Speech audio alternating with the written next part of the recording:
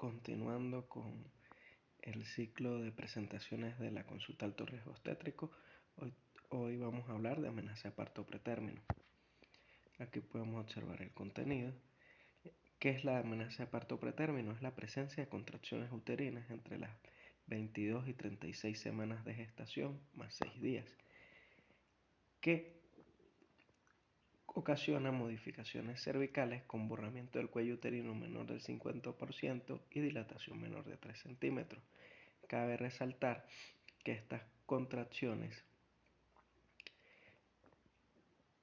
pueden ser regulares en una frecuencia de 1 en 10 minutos con una duración de 30 segundos que sea palpable. La amenaza de parto pretérmino es una de las principales causas de hospitalización en obstetricia. Según la OMS, se estima que está presente en el 10% de los embarazos y cada año nacen unos 15 millones de niños prematuros. Es una de las principales causas de morbimortalidad infantil y de ahí su importancia. Las complicaciones relacionadas con la prematuridad provocaron en el 2015 1 millón de muertes aproximadamente, y de estas 3/4 partes se pudieron haber prevenido con medidas efectivas. De 184 países que le notifican a la Organización Mundial de Salud, se estima que la tasa de nacimientos prematuros oscila entre el 5 al 18%. Entre los factores de riesgo que tenemos para la amenaza de parto pretérmino, es muy importante el antecedente de parto pretérmino. Que una paciente tenga este antecedente incrementa su riesgo al doble de obtener un parto pretérmino en esta gestación que una paciente que no tiene este antecedente.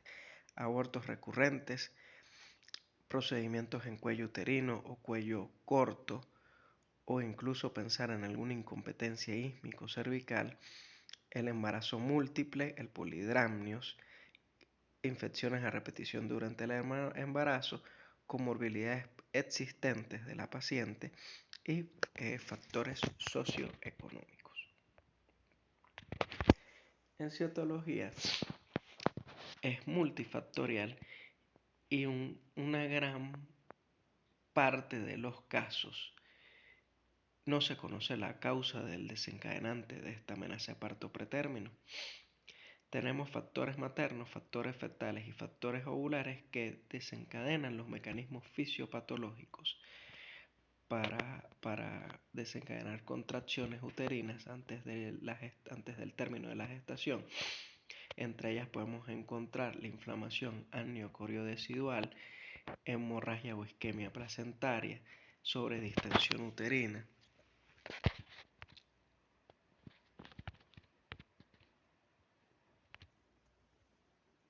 activación del eje hipotálamo-hipófisis adrenal, tanto materno como fetal.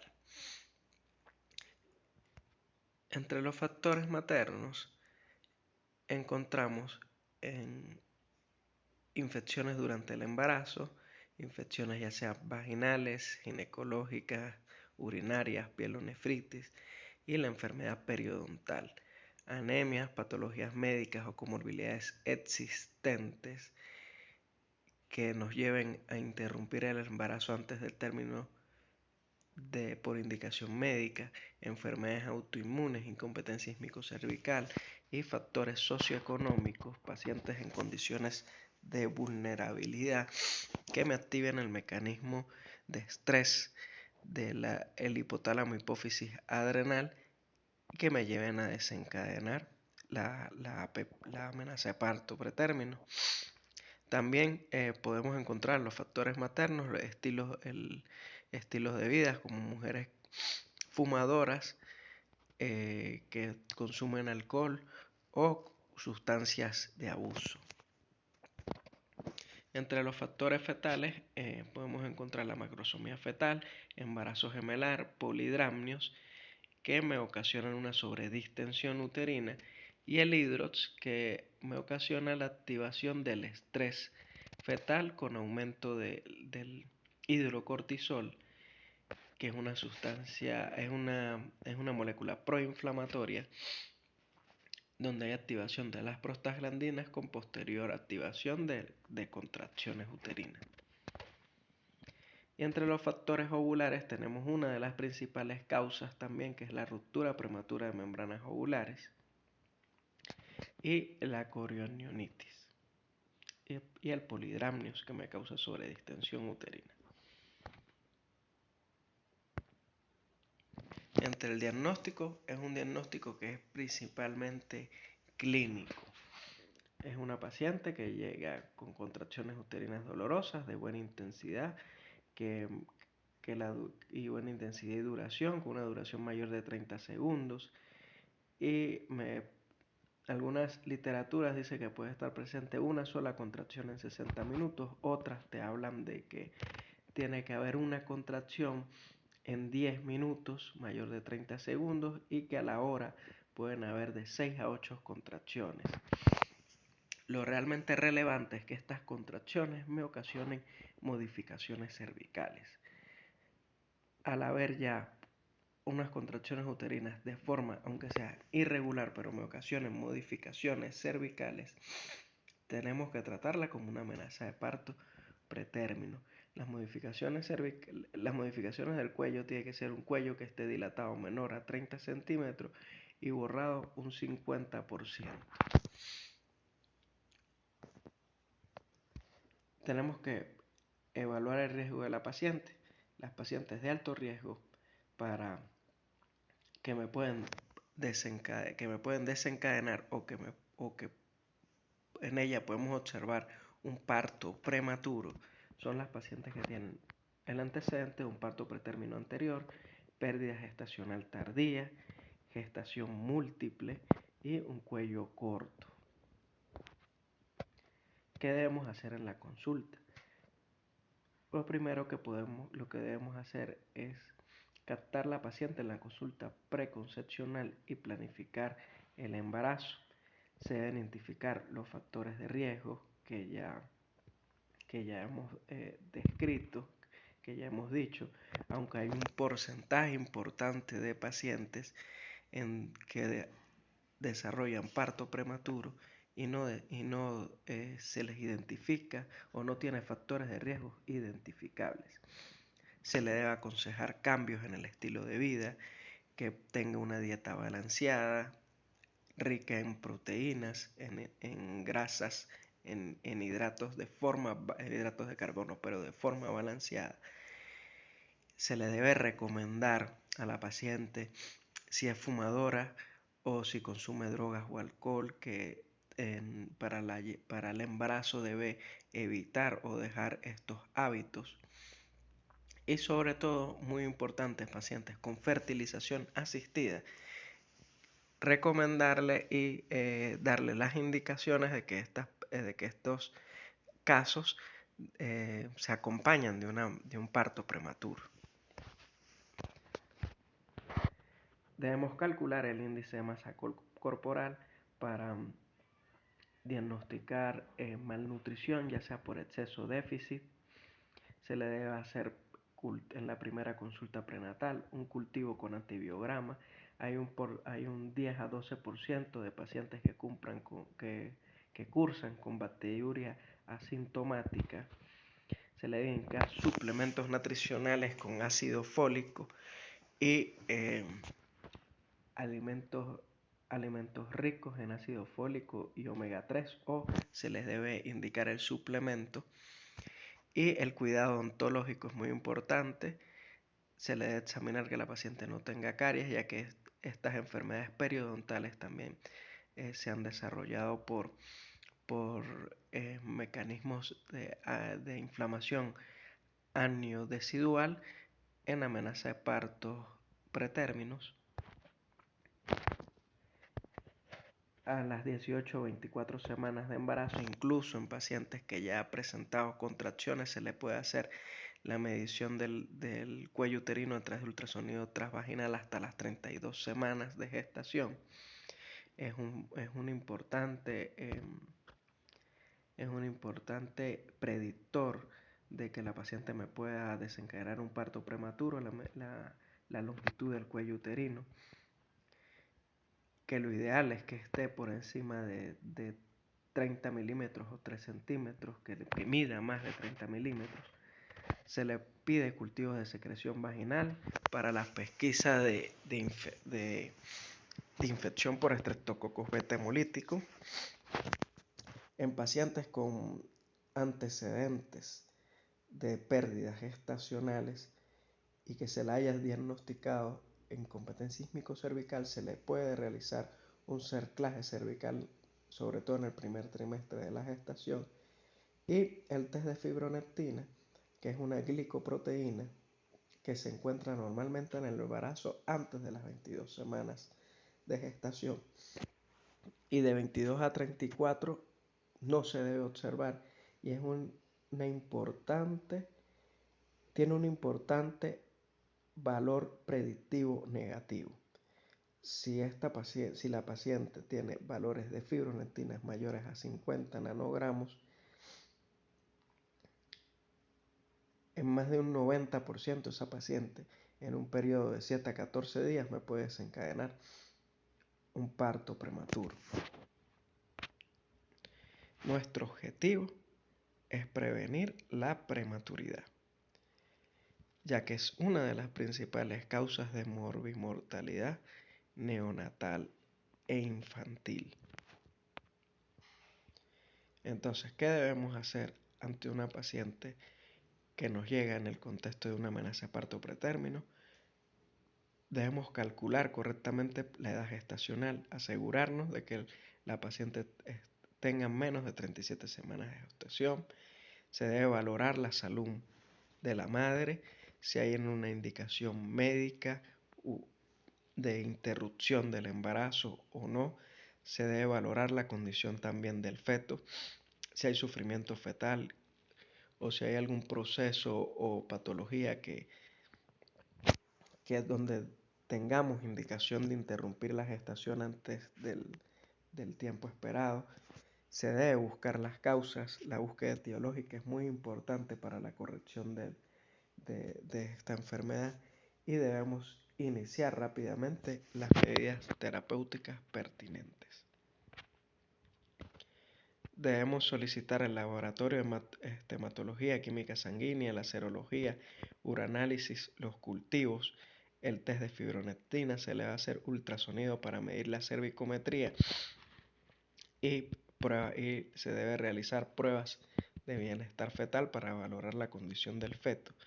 Y si está indicado, se sospecha de algún proceso infeccioso y que no tengamos un cuadro claro, se le puede realizar una amniocentesis, sobre todo a los menores de 32 semanas.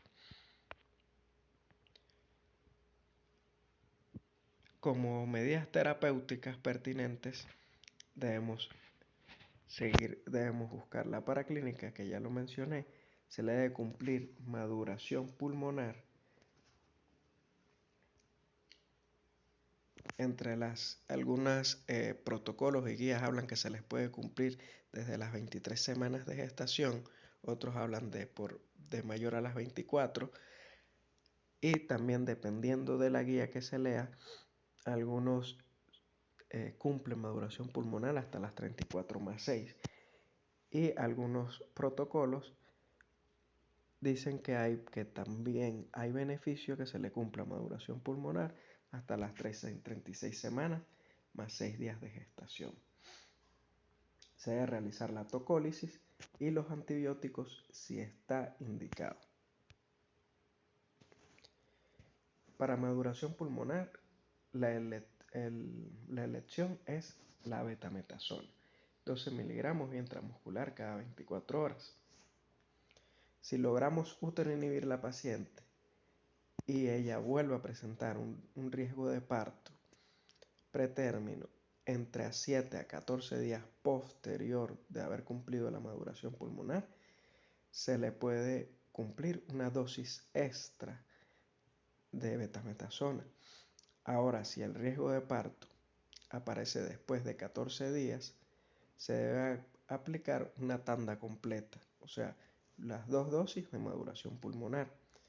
No se recomienda la accelerating dosis, es decir, el avance de la segunda dosis 12 horas posterior a la primera, porque no se ha demostrado beneficio, sino todo lo contrario, hay mayor riesgo de que el recién nacido nazca con hipoglicemia. En el tratamiento tocolítico, el fármaco de primera línea o de elección, ya que tiene menos efectos adversos, es la nifedipina, que es un calcio antagonista. Se puede dar dosis de 10 a 20 miligramos vía oral. Es de absorción rápida y de un mecanismo de acción rápida con una biodisponibilidad máxima en los 25 minutos. Su metabolismo es hepático. Sus contraindicaciones no son contraindicaciones totalmente absolutas. Se debe tener cuidado en pacientes que cursan con hipotensión, con tensiones menores de 80-40. La indometacina es un analgésico esteroideo no inflamatorio. Su dosis es 100 miligramos vía rectal y se puede dejar 25 miligramos de mantenimiento. No se debe usar después de la semana 31 de gestación y no se debe usar en pacientes con antecedentes de úlceras gastroduodenales, discrasias sanguíneas, trombocitopenias. No se debe usar en un periodo mayor a las 72 horas. Y después de la semana 32 de gestación puede ocasionar cierre prematuro del ductus arterioso. El atosivam es un antagonista competitivo de los receptores de oxitocina en el músculo uterino. Él cubre el receptor de la oxitocina. Debido a esto, pues hace la uteroinhibición, ya que no hay el estímulo oxitóxico. Se administra en vía endovenosa en una dosis de 6.75 miligramos. También se observa buena respuesta al atosivam como a la nifedipina. Son dos de los fármacos que no tienen contraindicaciones. Y son fármacos que se pueden usar con seguridad. Y es uno de los fármacos que ha llegado a tener la confianza del Royal College del Reino Unido, el atosivam, debido a lo que ya hemos expuesto. Los betamiméticos, como el fenoterol, la ritodrina, la izosuprina, son fármacos de especial cuidado. Ellos actúan en los receptores beta 2 en el músculo lisouterino. Sin embargo, recordemos que los receptores betamiméticos se encuentran también en corazón, en pulmón, en hígado, y que estos me van a estimular no solamente en el músculo lisouterino, sino que no son específicos, van a estimular a todos estos receptores, tanto los beta 1, los beta 2 y los beta 3. El receptor específicamente del útero, que es beta 2, está acoplado a proteína G, es un receptor metabotrópico. Esta proteína G se desacopla, su unidad beta va a estimular la adenilciclasa con producción de AMP cíclico. El AMP cíclico actúa en el retículo sarcoplásmico y recapta el calcio. Al quitar el calcio en el citosol, inhibimos la contracción. Viene de una ampolla de 10 miligramos. Viene de ampollas, de 5 miligramos con dosis de 10 se puede colocar 10 miligramos en 500 cc de solución, y a través de bombas de infusión le colocamos de 1 a 4 microgramos minuto. Es de especial cuidado, está contraindicado en pacientes con cardiópatas, en diabéticas mal controladas, en hipotiroidismo, en hemorragias de la segunda mitad de la gestación. Este fármaco, si no se usa adecuadamente, puede incluso ocasionar un edema agudo de pulmón, y se han descrito casos de muertes maternas por esto ya descrito. También me ocasiona palpitaciones, náuseas, vómitos, cefalea, dolor torácico. Al paciente, sobre todo si tiene una frecuencia cardíaca mayor de 115 y presenta dolor torácico, se le debe interrumpir el tratamiento con este autoinhibidor. Y también hay repercusiones fetales. En el feto también me puede producir taquicardia e incluso hipoglicemia neonatal. Aunque cuando estos fármacos se usan de manera adecuada, son efectivos para la uteroinhibición. ¿Cuál sería el objetivo de la tocólisis? Por lo menos retrasar el parto unas 48 horas para cumplir maduración pulmonar, ya que con la maduración pulmonar puedo prevenir complicaciones, complicaciones en este recién nacido. El tratamiento antibiótico solamente se usa cuando hay indicación médica, cuando tenemos cultivos positivos, cuando tenemos un uroanálisis positivo, cuando hay la sospecha o la confirmación de una infección intramniótica de una corioneonitis, y no está recomendado como profilaxis en amenaza de parto pretérmino. Entre las recomendaciones y prevención en pacientes catalogadas de alto riesgo, se debe realizar cervicometría con prueba de tamizaje entre las 18 a 24 semanas de gestación. Lo ideal o en promedio es que el cervix mida más de 3 centímetros. Si es un cervix corto, que según el protocolo del Clinic, antes de las 28 semanas si mide menos de 25 milímetros, antes de las 32 semanas mide menos de 20 y antes de las 36 mide menos de 15, se le puede indicar progesterona, y se ha demostrado que se benefician estas pacientes de la progesterona para tratar de llevar el embarazo a edades gestacionales a término.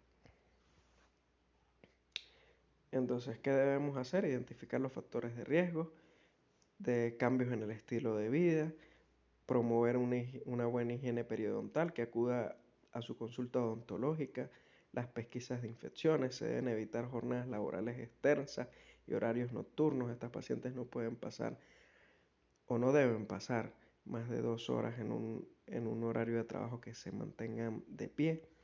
Se debe realizar el ultrasonido transvaginal y el test de fibronectina en pacientes con alto riesgo con antecedentes de parto prematuro.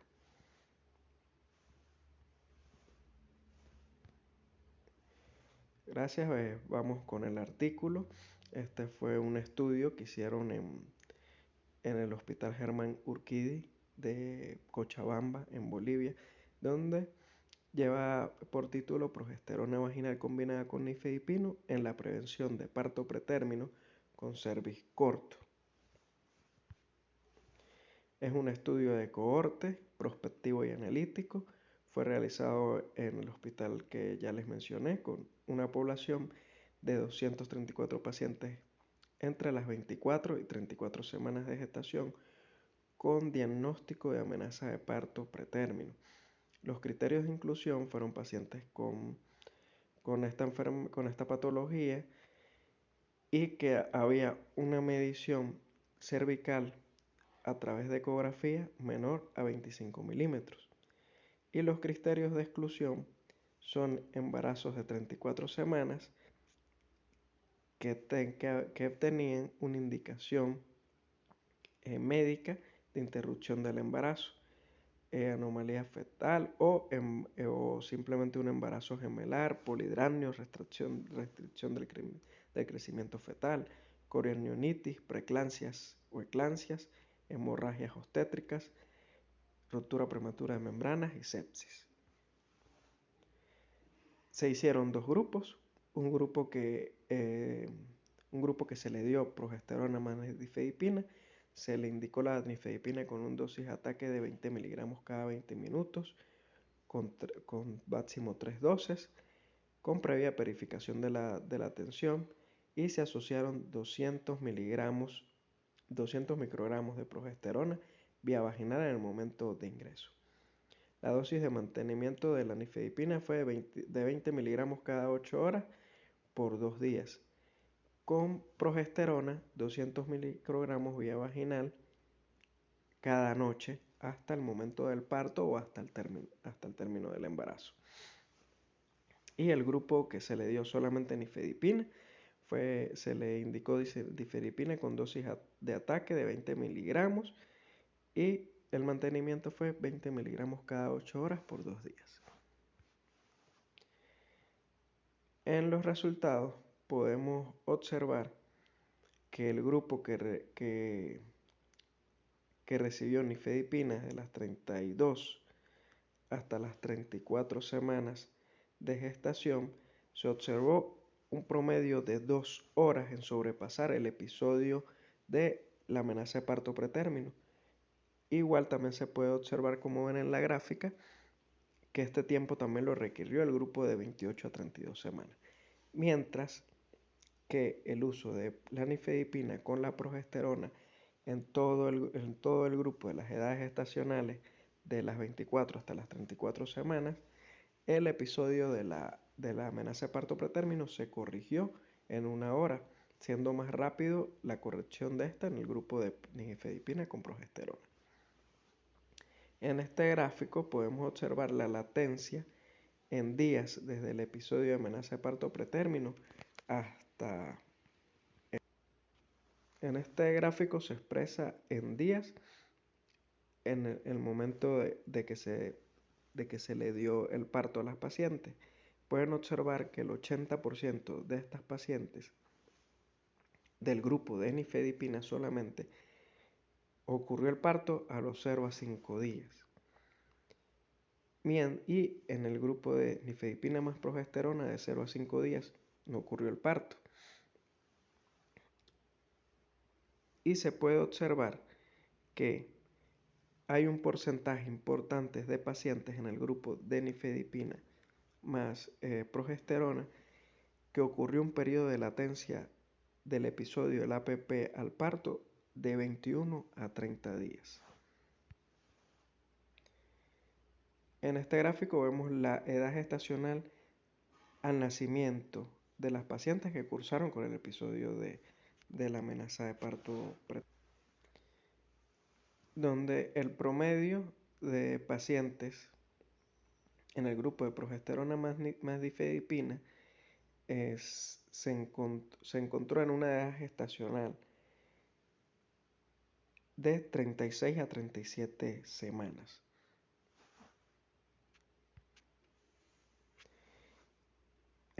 Ellos concluyen que el uso de la progesterona vaginal más nifedipina tiene mejores efectos terapéuticos que el uso único de nifedipina en la amenaza de parto pretérmino. Esta combinación prolonga el tiempo de latencia entre el episodio de la APP hasta el inicio de trabajo de parto, y llegando a edades gestacionales de 36, 37 semanas o más. El estudio evidencia que esta combinación mejora los resultados neonatales en todos los resultados obtenidos, logrando alto porcentaje de parto después de las 37 semanas, debido a que las pacientes se los fetos no nacieron pretérminos e incluso no nacieron pretérminos y se les pudo cumplir el esquema de maduración pulmonar y por eso se observaron estos resultados que son muy buenos. Bueno, hemos finalizado. Muchas gracias por su atención.